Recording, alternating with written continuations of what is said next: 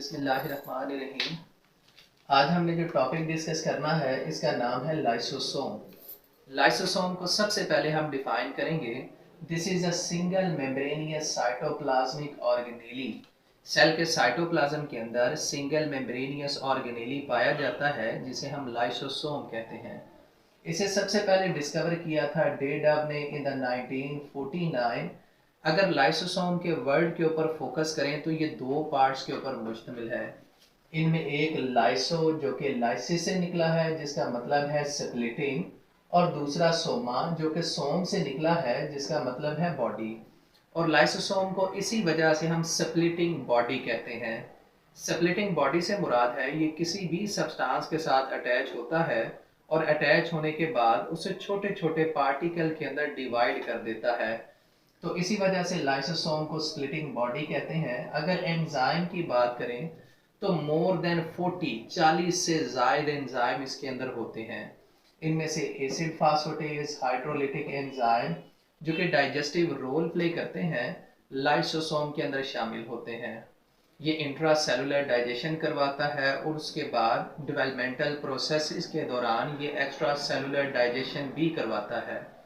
अब इंट्रासेलुलर कहाँ पर होती है और एक्स्ट्रा सेलुलर कहाँ पर होती है ये हम इस डायग्राम और उसके बाद यहाँ पर ऑटोलाइसिस के प्रोसेस के अंदर देखेंगे। तो इस डायग्राम से हम समझने की कोशिश करेंगे ये लाइसोसोम कैसे सिंथेसाइज करता है। हमारे पास ये सारा सेल यूकैरियोटिक सेल है जिसके सेंटर के अंदर न्यूक्लियस के बाद नेटवर्क ऑफ चैनल यानी चैनल्स का नेटवर्क पाया जाता है जिसे हम एंडोप्लाज्मिक रेटिक्यूलम कहते हैं। ये जिसके ऊपर रेड कलर के राइबोसोम अटैच हैं ये रफ एंडोप्लाज्मिक रेटिकुलम है। उसके बाद ये जो ग्रीन नजर आ रहा है ये स्मूथ एंडोप्लाज्मिक रेटिकुलम है। रफ एंडोप्लाज्मिक रेटिकुलम से एंजाइम सिंथेसाइज होते हैं एसिड फास्फेटेज और हाइड्रोलिटिक एंजाइम। ये एंजाइम सिंथेसाइज होने के बाद गाल्जी बॉडीज के पास जाते हैं। ये जो ब्लूइश पोर्शन है ये गाल्जी बॉडीज का है। इसकी सिस फेज के पास जाएंगे जिसे फार्मिंग फेज कहते हैं जो कि मेम्ब्रेन की फॉर्मेशन स्टार्ट करती है। और उसके बाद ये एंजाइम सिस फेज से होते हुए ट्रांस फेज के पास जाते हैं जिसे मैच्योरिंग फेज कहते हैं। ये इस मेम्ब्रेन को मैच्योर और इस मेम्ब्रेन की फॉर्मेशन को कंप्लीट करती है। इसका एज अ होल काम होता है इन एंजाइम को पैक करना जो रफ एंडोप्लाज्मिक रेटिकुलम सिंथेसाइज करता है। जैसे ही एंजाइम पैक होते हैं तो पैक होने के बाद ये एक वेसिकल बनाते हैं जिसे हम प्राइमरी लाइसोसोम कहते हैं।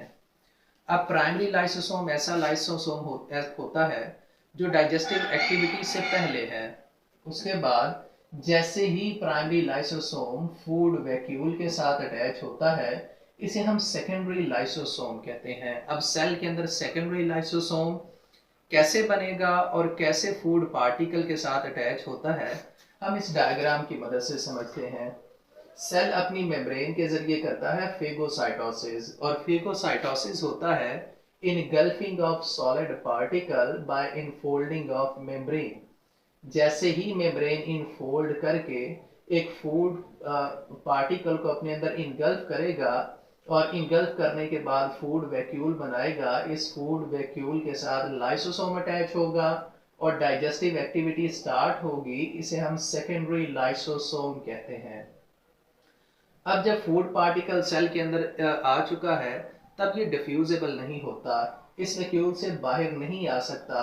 जैसे ही लाइसोसोम इसके ऊपर एक्ट करता है इसे स्मॉल पीसेस के अंदर डिवाइड करता है। तो ऐसे पीसेस जो डिवाइड हो चुके हैं और डाइजेस्ट हो चुके हैं वो डिफ्यूजेबल हो जाते हैं और ये साइटोप्लाज्म के अंदर आ जाएंगे। यहाँ पर पूरे सेल के अंदर इन्हें डिस्ट्रीब्यूट कर दिया जाएगा। उसके बाद ऐसे पार्टिकल जो वेस्ट हैं जो डिफ्यूज नहीं कर सकते ये वैक्यूल के अंदर रहते हैं और इन्हें इस सेल की मेम्ब्रेन के जरिए बाहर रिलीज कर दिया जाता है, इसलिए इसे एजेशन वैक्यूल कहते हैं। उसके बाद चूंकि ये फूड पार्टिकल बाहर से आ रहा है तो इस प्रोसेस को हम हेट्रोफेजी कहते हैं। हेट्रोफेजी के अलावा सेल के अंदर और भी प्रोसेसेस चल रहे होते हैं जिनमें से एक ऑटोफेजी है। अब ऑटोफेजी के अंदर क्या होता है, ऐसे ऑर्गेनेलीज या सेल के ऐसे पार्ट्स जो यूजलेस हैं जो ओल्ड हो चुके हैं या जिनकी ज़रूरत नहीं रहती, इन्हें तोड़ दिया जाता है, इन्हें ख़त्म कर दिया जाता है। ये प्रोसेस कहलाएगा ऑटोफेजी, जिसे सेल्फ ईटिंग प्रोसेस भी कहते हैं। इसे हम ऐसे समझ सकते हैं कि अगर एक कोई पर्सन वो फिजियोलॉजिकल एक्टिविटी के अंदर इन्वॉल्व है, उसके अंदर माइटोकॉन्ड्रिया की तादाद बढ़ना शुरू हो जाती है। अब जैसे जैसे वो फिजियोलॉजिकल एक्टिविटी करता है, माइटोकॉन्ड्रिया की तादाद बढ़ती जाती है।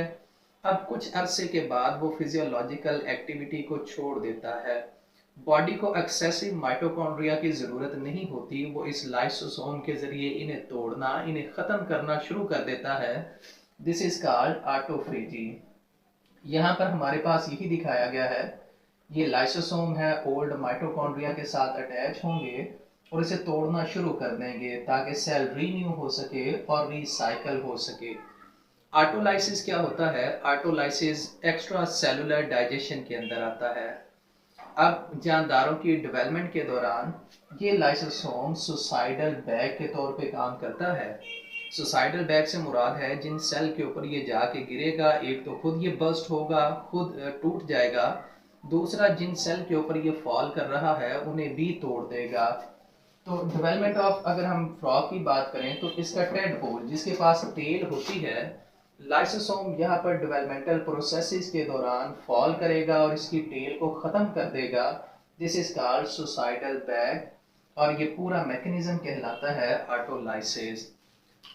इसके बाद अगर हम बात करें लाइसोसोमल एबनॉर्मेलिटीज़ की, कि अगर लाइसोसोम बॉडी के अंदर सिंथेसाइज नहीं हो रहा तो बॉडी के अंदर कौन सी एबनॉर्मेलिटी आती है, इनमें डिजीज़ आती हैं स्टोरेज डिजीज़। अब लाइसोसोम का काम होता है चीज़ों को तोड़ना फोड़ना। अगर मुख्तलिफ कंपाउंड सेल के अंदर नहीं टूट रहे और सेल के अंदर जमा होते जा रहे हैं, अकोमुलेट होते जा रहे हैं, तो इनसे जो डिजीज़ आएगी इसे स्टोरेज डिजीज़ कहते हैं। इनमें फर्स्ट टाइप है ग्लूकोजिनोसिस टाइप 2।